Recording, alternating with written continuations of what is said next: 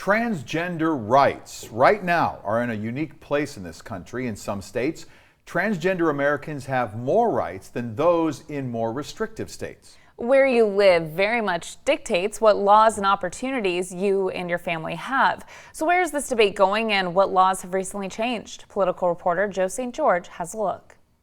I started my transition at the age of 13. I have to be honest, every story I cover teaches me more about the process of someone's transition. I always knew, yeah, definitely. And Jasmine Tazaki's perspective, I'm Japanese, white and black. is definitely teaching me more about this nationwide debate. We're fighting a different fight. Across the country, transgender rights and laws are differing more from one state to another. Last year, 147 anti-transgender laws were proposed in 34 states. More have been introduced this year. In Texas, the governor just lost a court battle to allow social services to investigate parents for child abuse if they allow a child to transition. In Idaho, the state house just passed legislation that would sentence parents to life in prison if they seek out gender-affirming health care for their child. The state Senate, though, defeated that this week. In Florida, lawmakers have restricted teachers from discussing gender identity in some grades.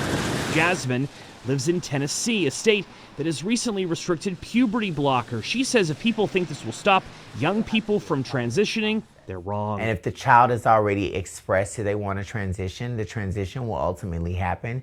You just may not be a part of that process. Jasmine's hope is that the courts will keep blocking efforts that would restrict transgender rights, although she knows this is an unsettled issue and it may be years before rulings at the Supreme Court actually happen. Until then, we're talking about major surgeries here. Eric Cassius provides us some insight into the science. Be patient. Don't jump in so fast. He is a counselor who has helped families with transgender children for decades. The first step, therapy for the entire family. No state is restricting that. It's a very difficult transition for the parents, learning to accept the kid as who they are. As for why there is a conservative push for new restrictions, perhaps it's best summed up by Republican State Representative Bruce Scott of Idaho. This bill is about protecting children, which is a legitimate state interest. As for Jasmine, if my child wanted to transition, it would scare me just as bad. She understands this is a tough debate. Celebrating that your child is discovering who they are. In Washington, I'm Joe St. George.